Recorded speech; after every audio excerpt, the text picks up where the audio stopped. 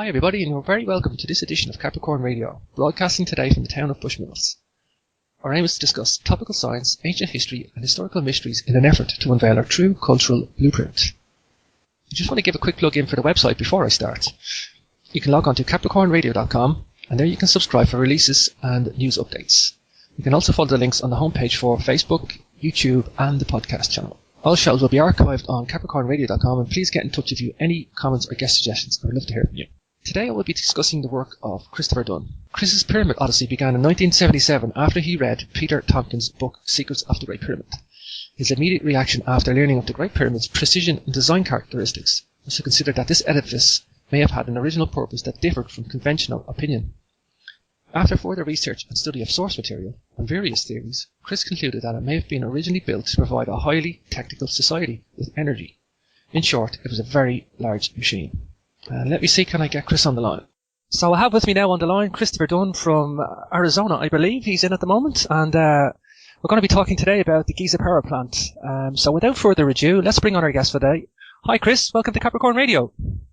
Hello James, thank you for having me. Sure, it's been a pleasure to get you on, Chris, it really has.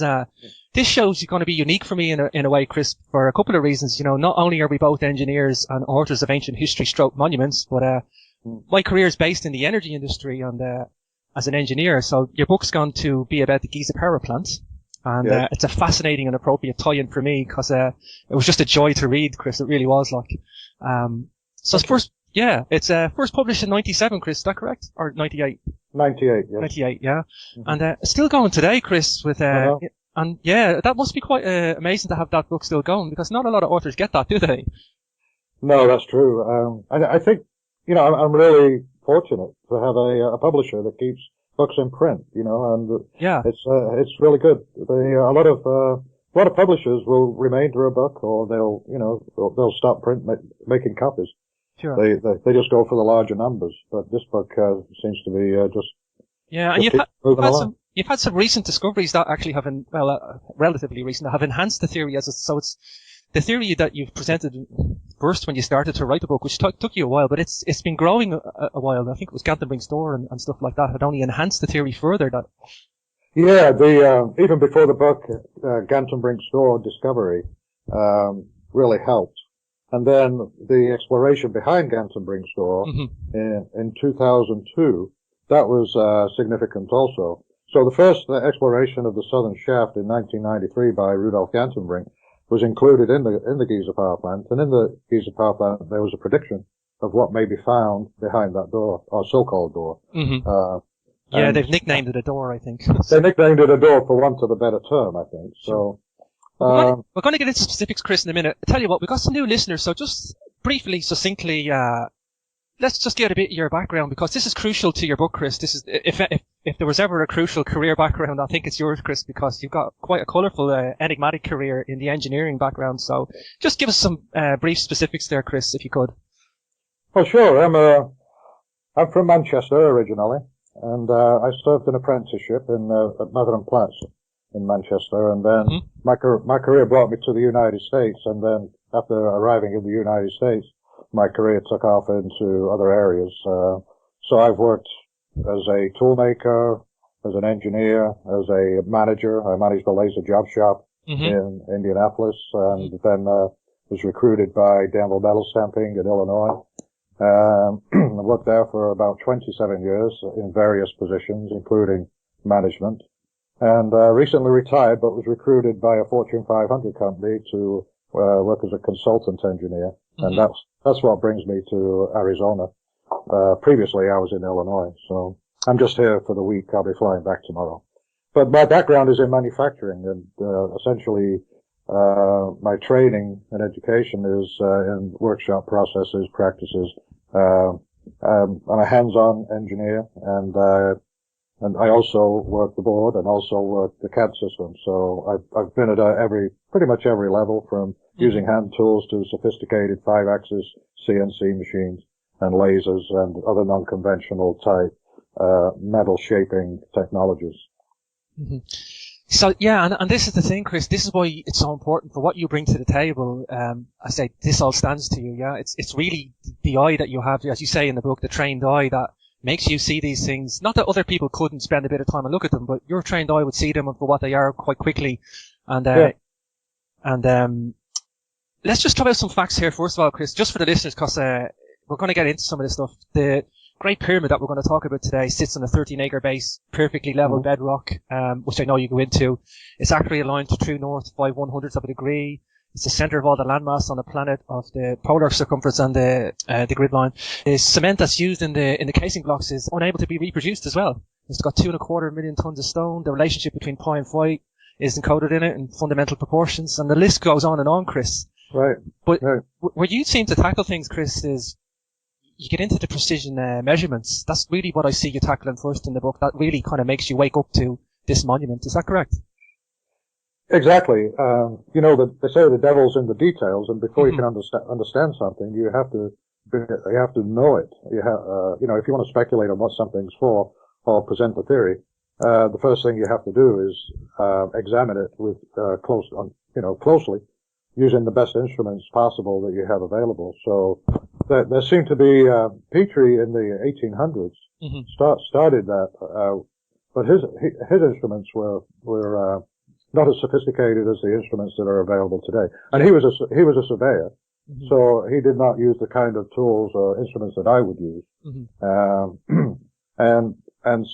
But his eye was keen. His father was an engineer. He had a very keen eye, and he noted several really significant and startling facts about how the ancient Egyptians were cutting stone using lathes and circular saws and tubular drills and achieving these fantastic feed rates. All of that information seemed to indicate that the ancient Egyptians were much more sophisticated and much more technologically advanced than what we've given them credit for. If I'm not mistaken, didn't Petrie pick up the drill cores that nobody else wanted to look at? He seemed to have a trained eye too, albeit, what was he, 100 years ago this guy lived? He wrote Pyramids and Temples of Giza in 1883. So he was actually collecting his evidence in 1881 in Egypt, published his book in 1883. And one of the more famous, it became famous, I think, because I had an article published in 1984, and it was called Advanced Machining in Ancient Egypt. Yes. And I featured core number 7 in that article, and then it achieved prominence in the age of the Internet when I was invited to discuss my theory on a bulletin board. Deja News. And so there was quite a debate that raged on for months about the validity of Egyptian cutting methods versus more advanced cutting methods that I was proposing. And I don't think that debate was ever settled, but and it's still going on because it's still a bit of a mystery. But at least that particular core, which I'll describe for your listeners, is please do. Yes, please do. It's like that they were drilling holes in granite using a tubular type drill, almost like a tree panning process, they call it. Yes. The drill left a taper on the hull and also a taper on the core. And the significant bit was on both the hull and the core, you have this spiral groove that wraps around it. And the spiral groove indicated a feed rate of up to 100,000 per revolution of the drill.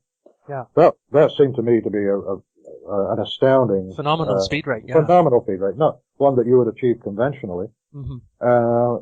Considering that the way we drill granite today, it would be maybe 2/10,000th of a revolution in a feed rate. So I figured that they were probably using a more non-conventional means of drilling. I speculated that ultrasonic, perhaps? Ultrasonic. Is that just a term they have, Chris, for the speed rate, or is it actually to do with pressure applied as well? Or is it combined? Yeah, with ultrasonics or impact machining, the tool, the rotation of the tool does not cause the cutting action. It's the oscillation of the tool and any abrasive that you use between the tool and the workpiece. And so as the tool oscillates, it is constantly rubbing and grinding against the material with this abrasive in between it. And at that frequency of about 20,000 hertz, at that frequency, then the material actually responds in a way that is it would not normally respond in a conventional material removal process. Even with a conventional drill and common steel, adding ultrasonics provides improvement in the process. So that, of course, that is just a technical perspective from an engineering point of view. It does not really provide credence to the archaeological point of view. It's strictly technical. And so that's where I get into trouble, is because I provide a perspective from an engineer's point of view, but it does not square with what archaeologists or Egyptologists But this is the thing that always gets me, Chris, that, if there's an engineered device or there's an engineering technology present, which the Great Pyramid is, it's an engineering marvel for want Absolutely. of.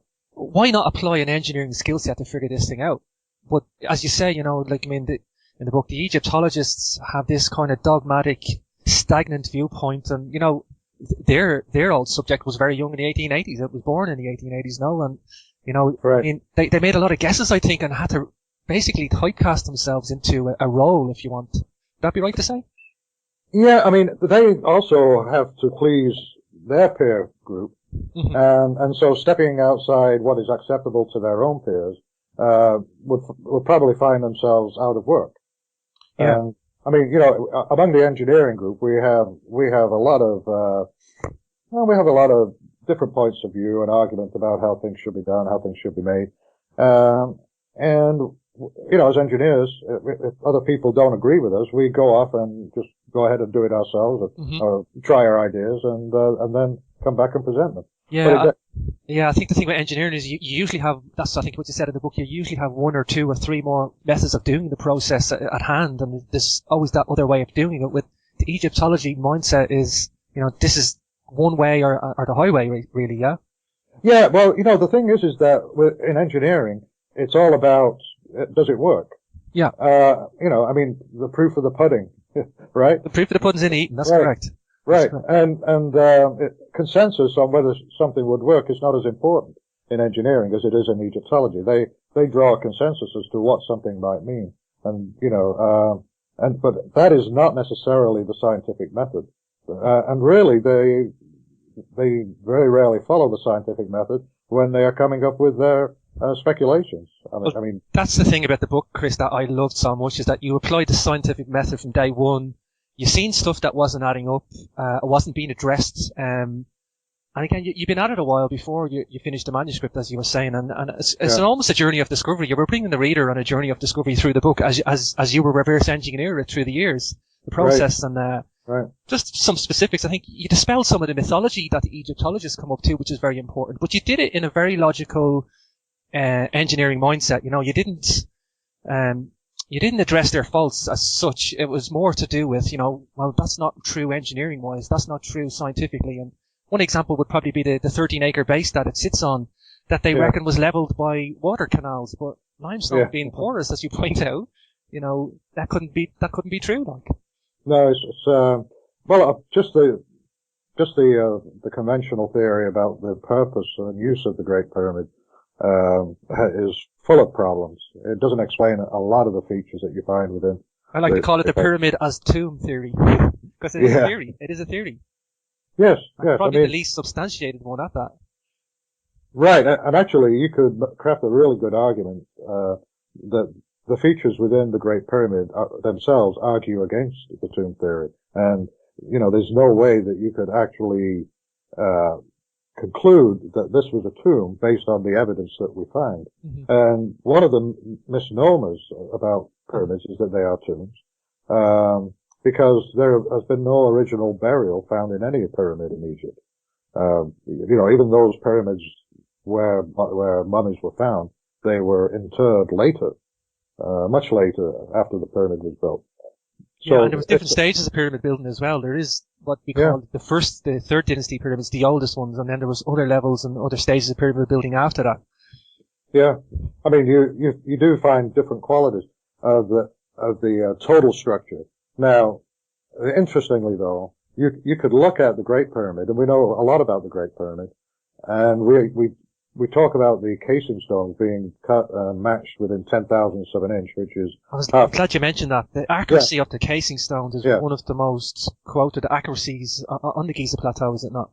Right, and 10,000ths of an inch is half the thickness of a thumbnail, But that precision and accuracy is found on what you might consider to be some of the lesser pyramids. And also the size of these casing stones can be found on lesser pyramids that you may think were inferior. If you go to Saqqara and you go to the Unas pyramid at Saqqara, that has a casing stone that's about 25 feet long, and it has the same quality and same precision that you find at Giza. And so, to say that a different culture created these lesser type pyramids, they're smaller, they look like rubble, really, because they're in different stages of destruction. Correct, yeah. But you still find an amazing quality of masonry there, which, I find that the timeline that has been ascribed to a lot of these, structures in Egypt, the engineering signature or the technological signature on the blocks seems to argue against the timeline, which says that this work was done when stoneworking was in decline. Such as one side at Saqqara again, the Serapia, where you find these massive granite boxes down in these limestone tunnels. Which are a lot bigger than sarcophagi, if you want to call them boxes. Right. Yeah, they call them sarcophagi, but as you say, they probably had another function. But these things are quite big, aren't they? They're really big, these ones. Yes, they're about 8 feet tall, 7.5 feet wide, and 13.5 feet long.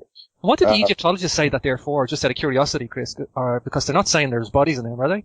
No, they claim to be made to house the body of the Apis bull, or the carcass of the Apis bull, which was a sacred animal in ancient Egypt. But there have been no bulls found in these granite boxes. There were remains of bulls found in wooden coffins nearby, but not in the granite boxes.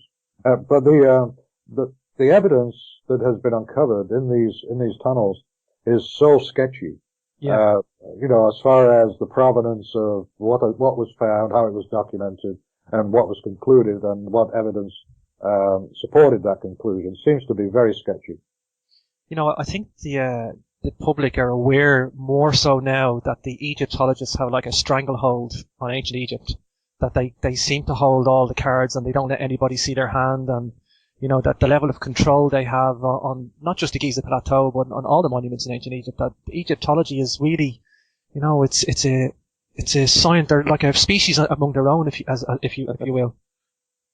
Well, I think they certainly do have control of any archaeology that is being conducted. They have control of where you dig, essentially how the work is performed, and then they have control over how information from these efforts is released to the public.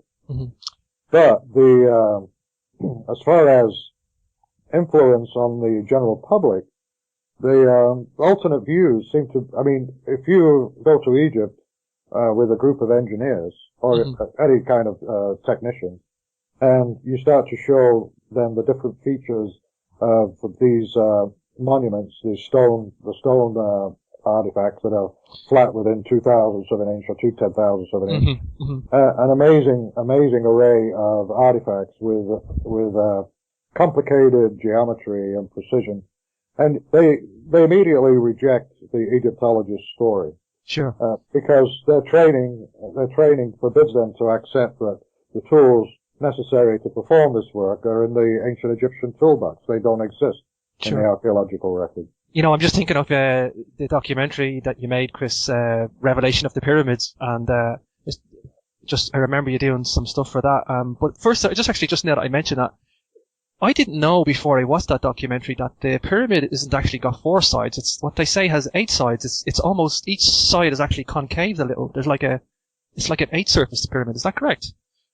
Yeah, it does. It seems to fold towards the center line. From each corner. Which is even more complex a pyramid to build than a 4-sided one. It would be, yeah. It would be. I mean, the mind boggles at the engineering marvel. The more people study this, Well, if you're involved in engineering and then you start to study the details, that's when you depart from the conventional story. It becomes, it excites people because it awakens in them a... Well, that's right. It's a provocative mystery then. Right, right, it becomes, there's more to our history than what we've been taught. Oh, you know, what's the rest of the story? Tell me about the granite coffers, as we call them. I know you stopped calling them coffers halfway through the book, but for the purpose of the reader, you did for the start. But and for want of a better word, inside the Great Pyramid there's a granite coffer. Can you give us a little bit about the precision of that, because that's really important too, Chris, isn't it? Yeah, I mean, these are granite boxes. They have the one in the Great Pyramid has tool marks on it. It has saw marks on one of the sides, yeah. Right? It also has a sign of how it was hollowed out, because it was hollowed out of a solid piece. Mm-hmm. And they were using round rotating tools, obviously, because there is just a circular shallow circular cut. Right, that it goes down about 3 inches. Mm-hmm. But the inside surfaces are extremely precise. I used a precision straight edge on the inside of these granite boxes. I remember seeing you do that. That is just astounding when you put that straight edge to that. Right. In the Great Pyramid, in the Second Pyramid, Khafre, and also at Saqqara. But of course, it's a 3D edge. It's an XYZ plane, isn't it? It's not just a square corner. It's a square corner going down into the coffer. Right. You have when you're looking at a flat surface, you are looking at 2D. Yeah. But then when you put the lid on top of it, such as the one at Saqqara, that's in the Serapeum, mm-hmm. then you start looking at a 3-dimensional assembly. And there's a significant thing about the boxes in the Serapeum is that you have two surfaces opposite each other that are perfectly parallel, and they're probably about 6 feet apart. Right. This is considerable. It's considerable. Yeah, I mean, just consider yourself to be in a small bathroom or something like that, and you're looking at the walls. It's like that. You look at this wall. Right opposite that wall is another wall, and they're perfectly parallel with each other. And it's a solid piece of granite. How hard is that to do? How hard is that to do today, Chris? Realistically, effort-wise. You know, you could do it. It would. We would have to build special equipment to do it. I mean, you know, we do have the know-how. We have the talent. A special machine, what could be designed and crafted to do that work. It would take a lot very expensive. I contacted several precision granite artifact manufacturers in the United States, mm-hmm. and they were in the business of producing precision, surface plates, V-blocks, angle plates for manufacturing inspection rooms. They had laboratory grade, inspection grade, tool room grade work. And there was two of these manufacturers wouldn't even talk to me about the project. Really? No, one of them got back with me and was very kind and said that, they don't have the tools or the equipment to make one of these. If they were to have to make one of these and make it in 5 pieces and then ship it and bolt it together on the site, mm-hmm. instead of out of a solid piece. They wouldn't even answer you on a solid piece, would they? And then they said that the granite would be enormously expensive.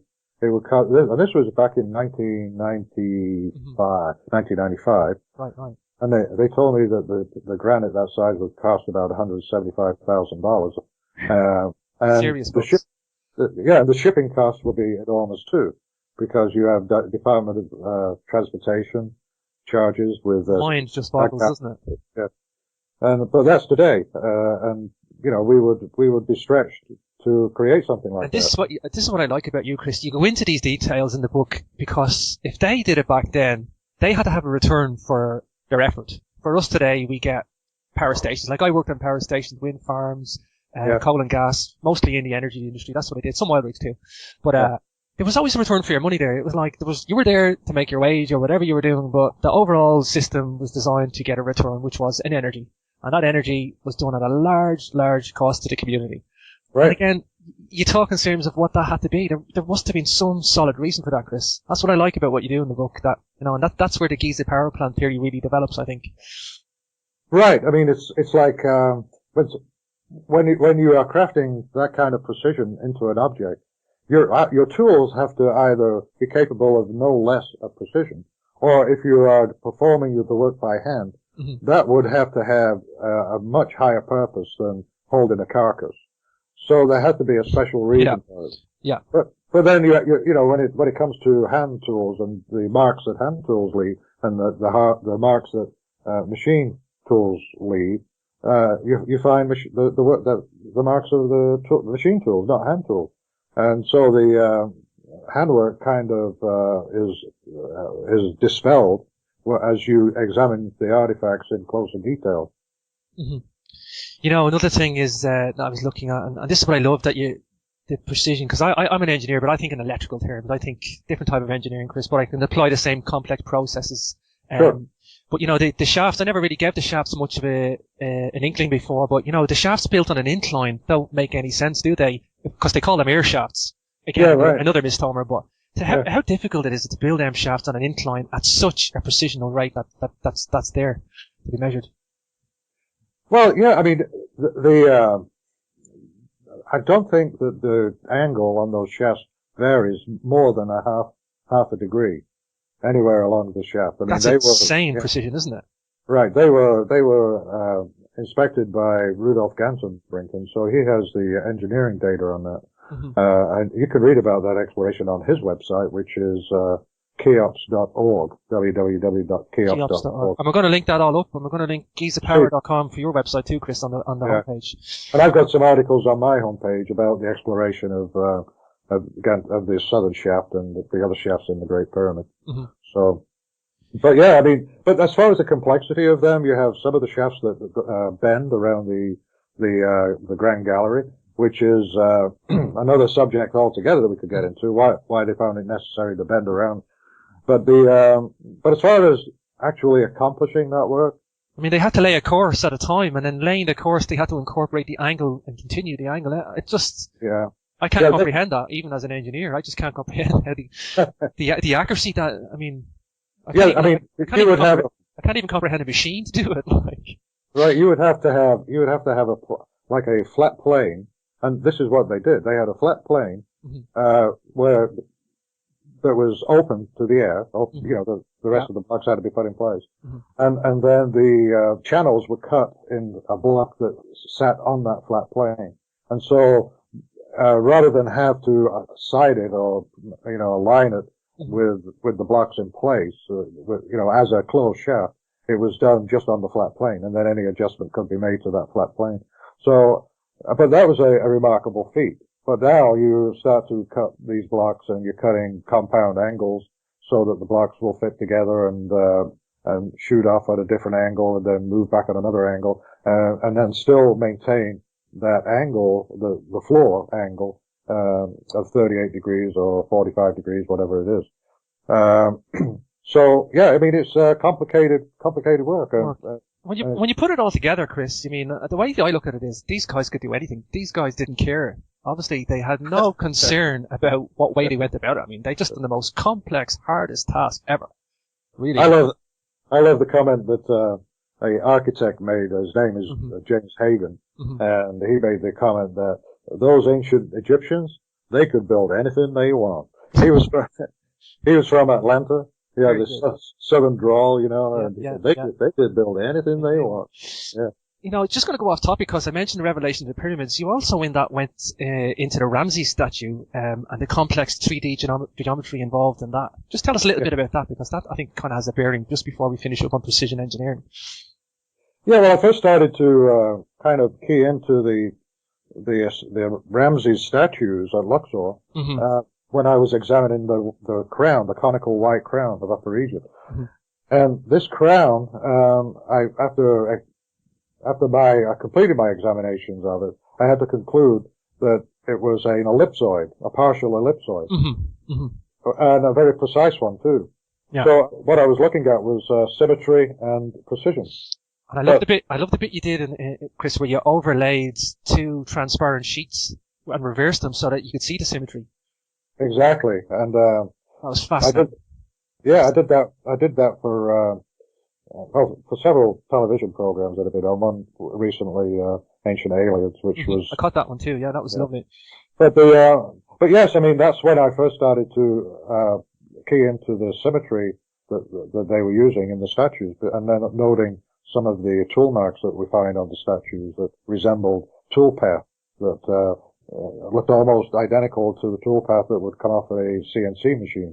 Mm-hmm. But when you look at the precision, the symmetry, and the geometry of these statues, you can see that they're composed of primitive solids, and these primitive solids kind of blend together. And if you would kind of do a surface map of one and bring it into the computer, you have a three-dimensional image that is very, very simple. The geometry of Ramses' face is less complicated than the geometry of a human face, mm-hmm. because there are fewer elements in the, or I would say diversions from a very, very smooth, rounded surface, mm-hmm. Such as if you had an ellipsoid or a ball or something like that was blended and transitioning from one radius to another. You'd have fewer of those in the Ramses face as you would in a human face.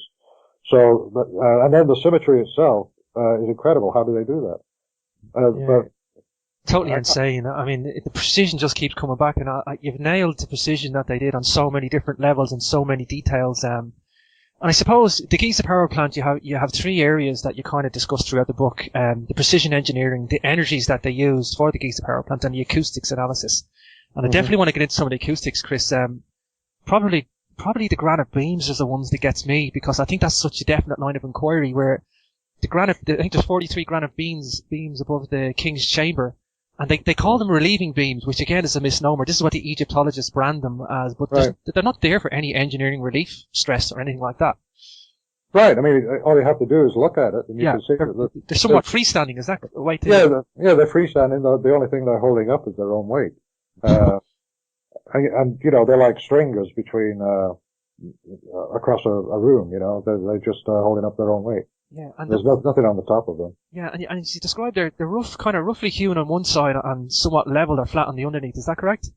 Well, it was an interesting development for me to actually conclude that acoustics was featured significantly in the Great Pyramid, and it took a while for me to actually conclude that, or to think, that is the likeliest mechanism, probably. source of energy or mm-hmm. force that was being exerted on those beams inside the Great Pyramid, and because of the way sound functions and the way I look at the Great Pyramid as a gigantic musical instrument. If you consider it as a gigantic musical instrument, everything starts to fall into place. It makes sense.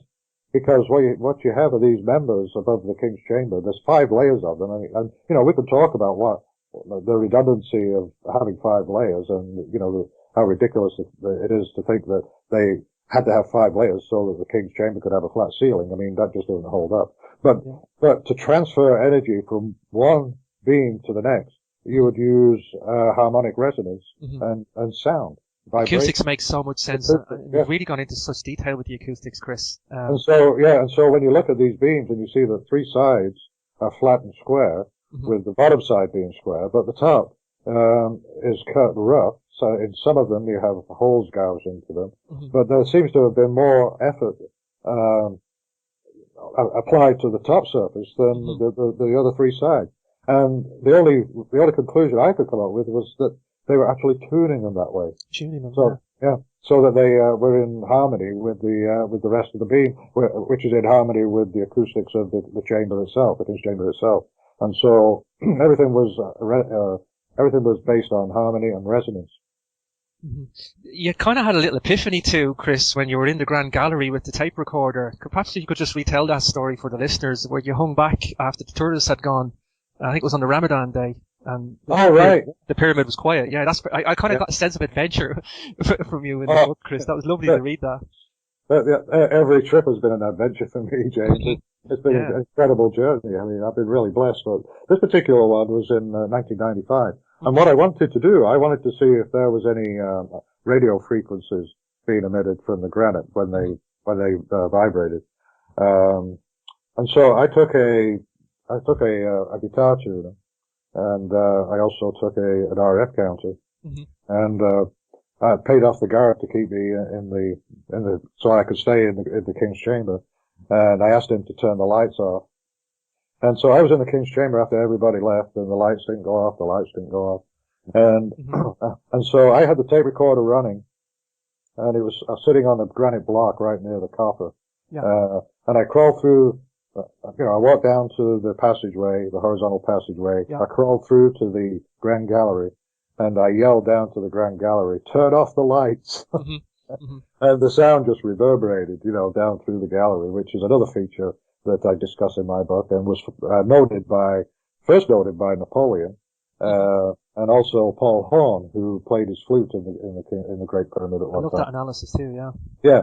So anyway, I was yelling. I yelled for the guard to turn off the lights, and then I scurried back into the King's Chamber because I wanted to get by my flashlight before the lights came off.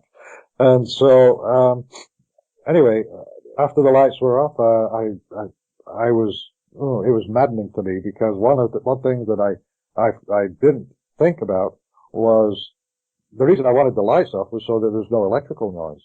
And interference and stuff like that. Interference, yeah. Right. So, but when I got back in, I realized that the lights were off. I realized that the fans were still running.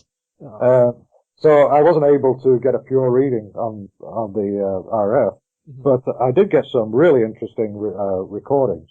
One was when I was walking, the tape recorder picked up my footsteps as I walked across to the passageway and crawled out. And then when I was yelling down to the guard to turn off the light, the tape recorder picked up my voice, and it was almost like I hadn't left the room. Really? Right. And then it picks up the sound as I'm coming back through the passageway and then walking up. But it was later on in my room that I found out that my footsteps striking the floor. I actually tested the playback on the tape recorder with the guitar tuner, and the frequency was A on the guitar tuner. Really? Yeah. Even my footsteps were ringing in the chamber. It's crazy, isn't it? Yeah. I mean, it's just amazing. But then I did some. I tried to drive the beams with my voice. I mean, people go in the King's Chamber to chant in order to raise their vibrations. I went in there to chant to raise the chamber's vibrations, and so I was chanting at the resonant frequency of the chamber, and when you hit it, it's like when you're in a shower stall or something like that. I mean, you know when you've achieved resonance. That's right, yeah. And the reverberation was absolutely terrific. But what I noted back in my room, that when I was playing back the tape recorder, was that my voice was strong. But when I stopped, the reverberation was strong, but they were overtones. They were higher frequencies. Really multiple frequencies that were feeding back to the tape recorder. So, that was kind of like, all right, that's more evidence. Things must have really opened up for you at that point with the Giza power plant theory when that happened then. You must have really clicked and put things together, I guess. Well, it's very interesting. When I first went to Egypt, because I'd already been writing the book for quite a few years, I went to Egypt in '86. And I was actually worried. I was scared to go up to the Great Pyramid because I feared that everything that I had assumed or everything that I had read may not quite be accurate, and the thoughts that I had developed and the theory that I was developing may be proven wrong. I understand that. I get that. Yeah. So really, you're faced with your own. It's like looking in a mirror. Okay, this is where the truth comes out. All your eggs are in one basket, as they say, and you're wrestling with your own concepts more than anything. Right. So it's like, okay, am I drawn in further, or do I have to walk away? But anyway, obviously, I was inspired, and I didn't have to walk away. It's been an incredible journey, that's for sure.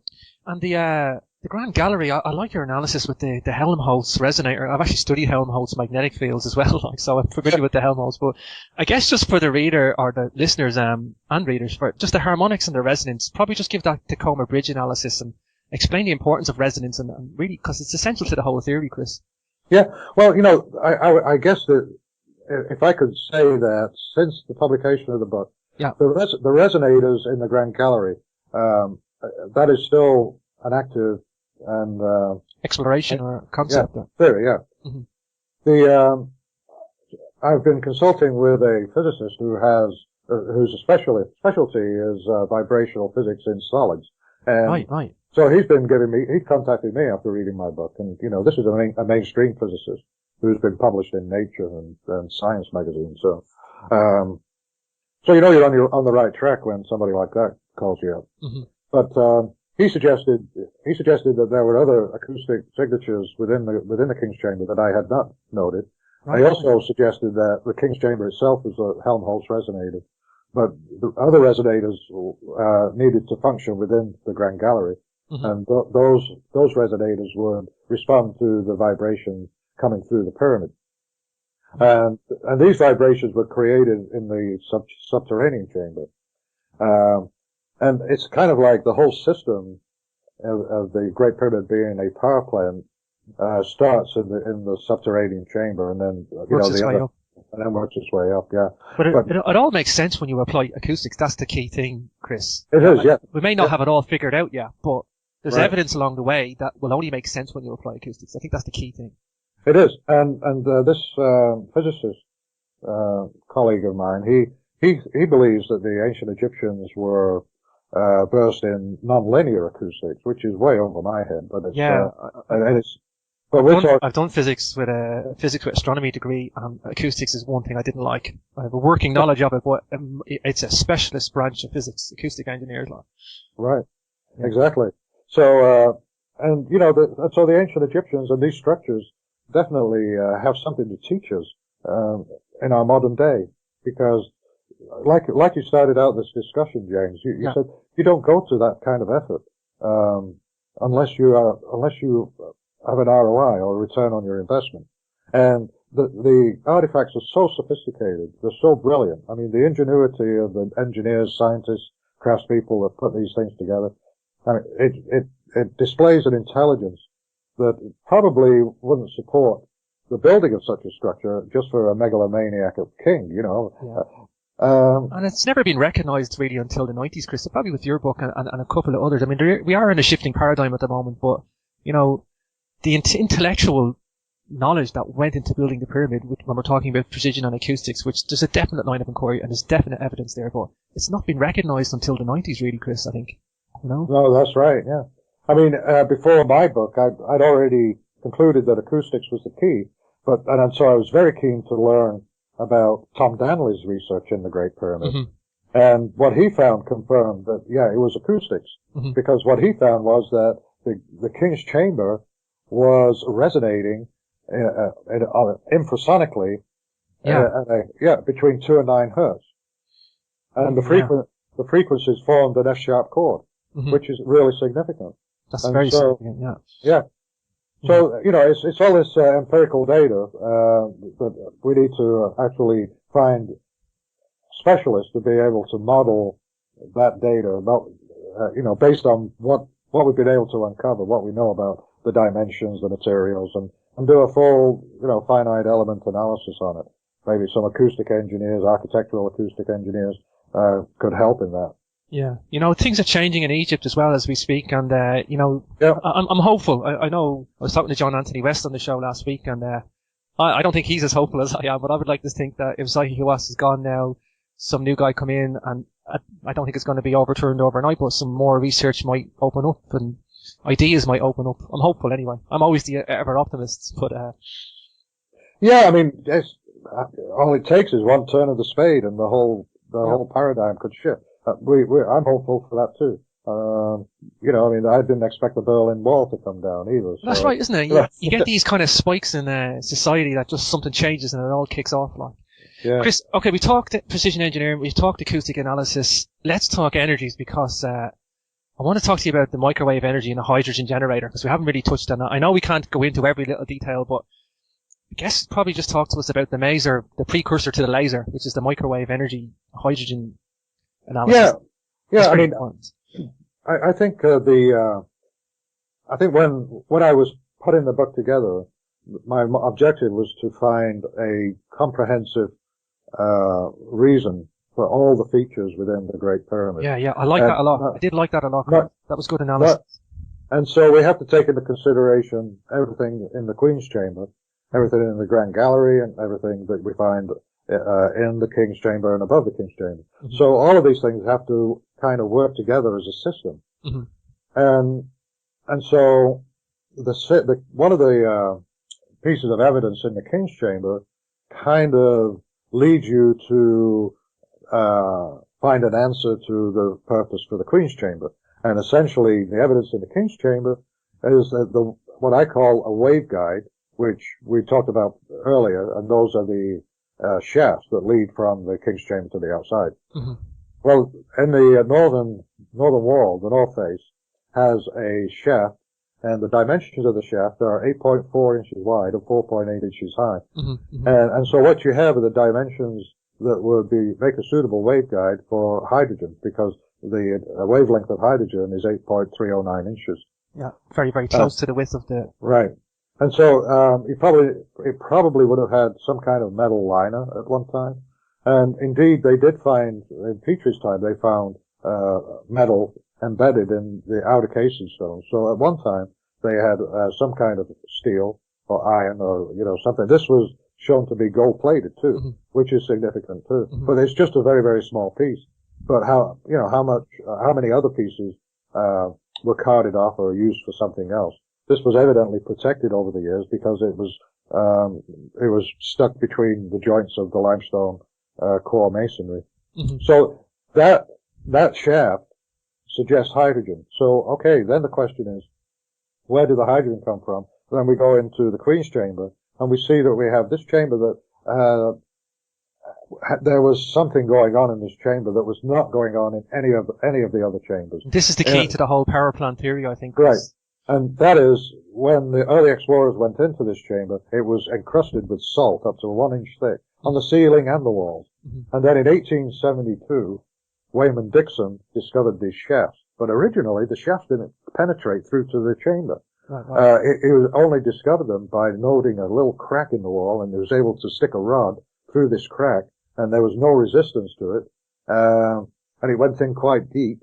So he had the limestone chiseled out, and lo and behold, behind this plate that was left in the limestone block, behind that limestone was a shaft that went parallel or horizontal for a distance, and then went up on an angle. And so that shaft and another one directly opposite, on the north wall, he made a similar test over there and then discovered the northern shaft. So you've got two shafts coming in, but they weren't connected with the chamber. And then in 1993, Gantenbrink sent his robot up the southern shaft, and he came against this blockage. Mm-hmm. And through the block, at the end of the shaft were these two metal pins. This is the bit I love, because this makes so much sense as well. Right. And so if you consider, we go back to the King's Chamber and we say, okay, hydrogen wavelength, where were they creating the hydrogen? Mm-hmm. Let's go to the Queen's Chamber. This is where they were created the hydrogen. How was that accomplished? Well, they joined two chemicals. They fed two chemicals into the chamber, and those two chemicals combined produced the hydrogen. Mm-hmm. Well, how do you know this? Well, because when the hydrogen boiled off, it leached salts out of the limestone, mm-hmm. And left a deposit. And then, well, how do they deliver these chemicals to the chamber? Well, the chemicals were in the shaft, and they were projected, or they spurted through these small holes, small cracks in the wall, and maybe they went into this kind of a cooling tower or something like that, or mm-hmm. some kind of device that was able to mix them and then evaporate the fluids. So. Okay, now, what I did was, I'm like, okay, what if you didn't have a crack in the wall, could the water leach through the limestone plate? There was 5 inches of limestone. And then I learned, from a civil engineer who was doing a percolation test on my property, because I was, having a leach field put in for a septic system. And I said, well, what do you do? Here we are in Indiana. Can you put a septic system in? Say if you have a limestone bedrock, and he said, yeah, sure. You would actually determine what the percolation rate is just by maintaining the head. Know what your head pressure is. Mm-hmm. And so I told him about this chamber in the Great Pyramid in Egypt, and he said, sure, you could measure, knowing what your head pressure was, which is the weight of the column of liquid, mm-hmm. pushing against the limestone, that would determine what your flow rate was. Mm-hmm. And that would work whether you had solid limestone or whether it was coming through a small hole in the wall. Mm-hmm. But they would have to maintain that head pressure. And how do they do that? Well, look, we have these metal pins coming through this limestone plate. And if the fluids come and they cover those two metal pins, they will create a connection. Make the connection like a fluid switch. A fluid switch, right. Beautiful. And so that's what I wrote up in the book. But also you have two chemicals. You have I also consulted with a chemical engineer. And, he gave me the formula for creating the hydrogen. Which then it arrives at the byproduct of the salt, which again makes so much sense, yeah? Right. So you have a dilute hydrochloric acid coming through the southern shaft. Well, what evidence do you have to show that? Well, you look at the erosion pattern on the southern shaft, and you look at the erosion pattern on the bottom part of the shaft as opposed to the upper part of the shaft, and at the bottom part of the shaft, you've got more erosion. That's because the acid would settle. I mean, it would stratify, right? And you would have a higher concentration in the lower parts than you would the upper parts. But then, when Gantenbrink's robot went up that shaft, you see all kinds of erosion on the wall. It's almost like going through a cave, And those blocks were not originally that way. And also the metal pins were eroded. Yeah, there was evidence of right. The acid eating one of the pins, like in electrolysis even. Right, exactly. Yeah. And then on the northern shaft, fortunately, they had another exploration. In 2002, they sent a robot up the northern shaft, and they found two pins in a block at the top of the northern shaft. But these blocks had the appearance of being electroplated, where you had one that had a white coating on it, and the other one was clear. And so, when you consider the chemicals involved, that makes sense. I mean, you're looking at hydrochloric acid in one, you're looking at hydrated zinc in the other one, and you've got a zinc plating process going on. And that's the key thing. It just seems to only enhance your theory the more discovery that comes on in these shafts, because But it gets better, doesn't it? It does. It gets better and elaborate. It becomes more elaborate, even, Chris. The more recent exploration, they poked a snaky camera through the hole that was drilled in 2002, and they were able to look behind Gantenbrink's door. Yeah. And they found that the pins looped around and were kind of inserted into a hole. And then if you look at the erosion on the back of the pins, one of the pins looked like it had erosion similar to what you would find on a battery. And then they had another photograph showing the floor behind this Gantenbrink's door. And on there you have these what I consider to be electrical symbols. Look like two connectors and a twisted pair coming out of a cable. Right. So it doesn't get any clearer to me. It only gets clearer the more research that goes on. So, Chris, you got hydrogen being generated. You're feeding energy in through acoustics, harmonics, and resonance. And a possibility for this is as a microwave generator, like a microwave beam, or as I was saying, the maser, which is basically a precursor to a laser. Right. Yes, and so essentially, and obviously there has to be verification, but as an engineer, we speculate that we're just doing a brainstorming, right? Right. Eventually, somebody has to take it on and prove it, and some people think that person's me, but I don't have the resources to do it. But essentially, what we're talking about is a microwave signal. And the interesting thing, you started out talking about the Great Pyramid having concave sides, as though they were a dish antenna. Well, we have microwaves striking the Earth 24/7, ostensibly from the Big Bang. The cosmic microwave background, yeah. Exactly. I know this from my astronomy, you see. I did listening in class. I did listen. And what is the frequency wavelength? What is the wavelength of that energy? Is 21 centimeters, right? Yeah. Right. It's hydrogen. Yeah. And so what you do is you collect the frequency of the signal from the Big Bang on the outside of the pyramid, and you collect as much as you can. You feed it into the northern shaft, and then it enters into the King's Chamber. In the King's Chamber, which has been filled with hydrogen, you've raised the frequency, you've raised the energy of the hydrogen to a higher energy state. Right. And then as the signal comes in, it bumps the electron down to ground state and collects the photon energy, and then moves it on to the southern shaft, which, interestingly, we didn't talk about the southern shaft. The southern shaft has a very bulbous opening, and when you look at it, there's a photograph in my book, it is similar to a horn antenna that you would see on a communication tower. Mm-hmm. And that is the shape of the southern shaft opening. So obviously the energy grew, and then it was directed into this opening where it was directed to the outside of the Great Pyramid. So all roads head to an energy plant or a power plant, and there's evidence of an explosion too, Chris. Perhaps just explain that, because with this thing, the power plant probably blew up at one point in the past, and I think this is just evidence for this too. Yes, there's one of the questions that I first puzzled over was, okay, the literature tells us that the King's Chamber had suffered a tremendous disturbance in history. It had expanded over an inch, and there were signs of the ceiling beams actually cracking along the south side. So evidently there was a huge disturbance at one time. That had to be some serious explosion to do that. Yes.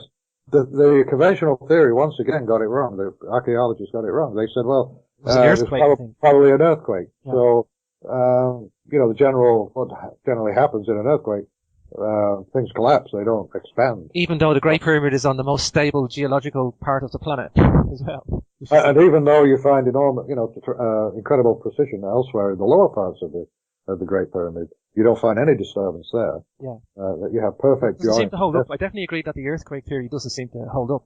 No, there was definitely an explosion in there. And it changed the features of some of the artifacts in there. The granite box, is a chocolate color now. It could have one time been the rose granite that comes from Aswan. And is there a source of chocolate colored granite anywhere in Egypt? No, not in Egypt, no. Where's the nearest source to? Some people claim it came from the Americas or Atlantis, but that's just speculation. Mm-hmm.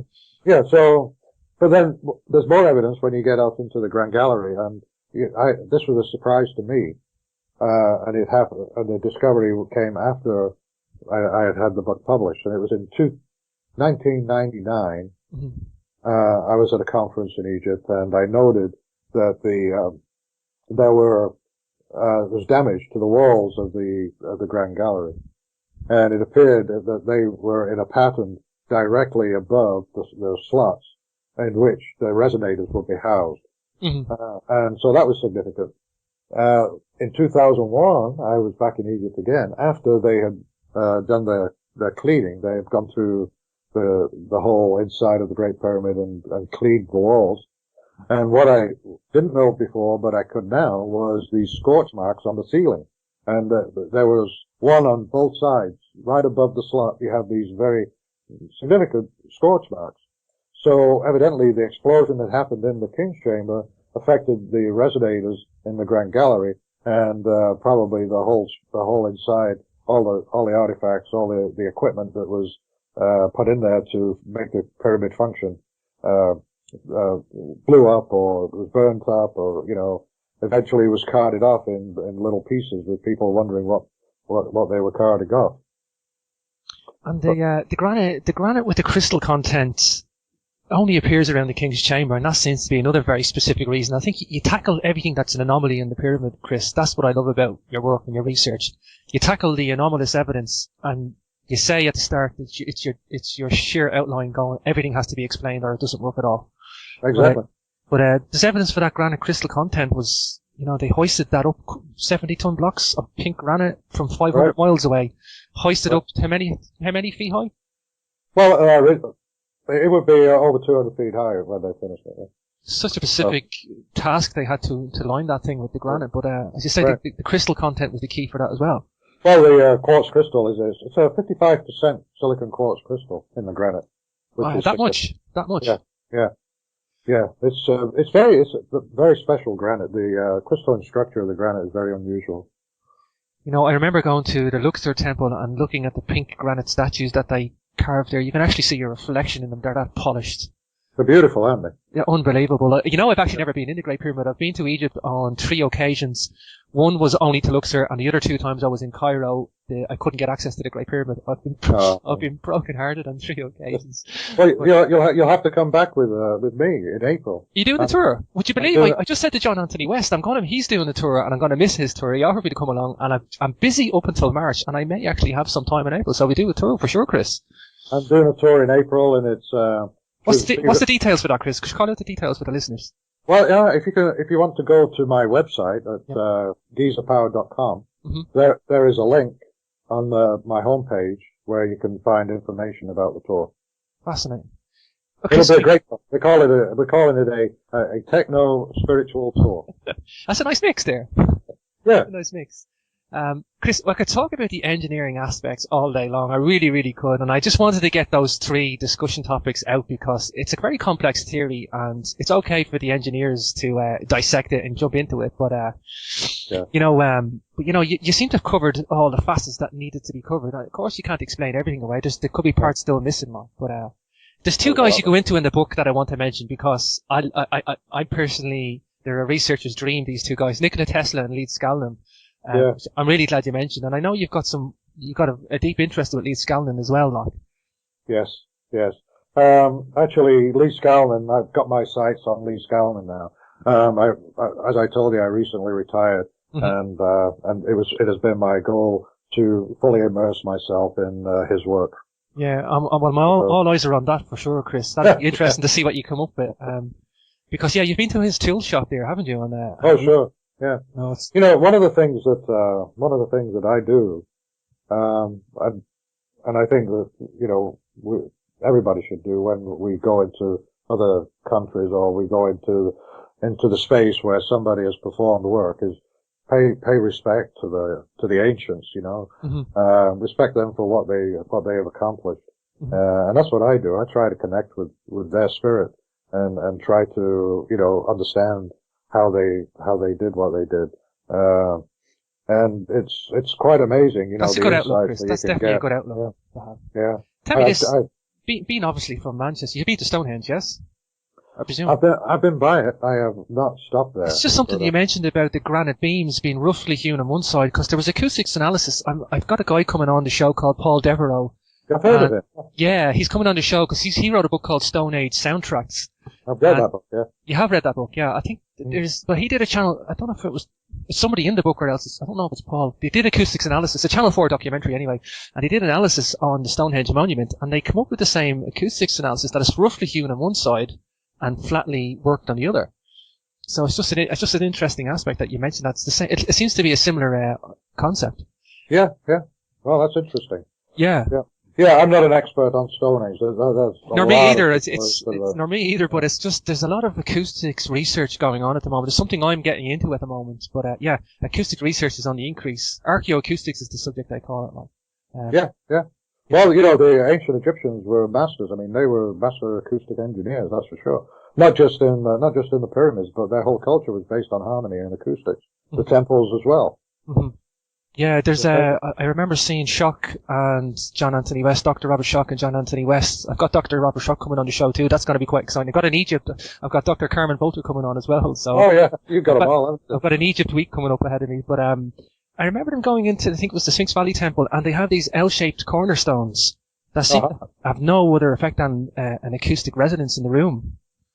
Yes, I was with John Anthony West in 2006, and we discussed those re-entry angles where you have the stone making up part of both walls. Yeah.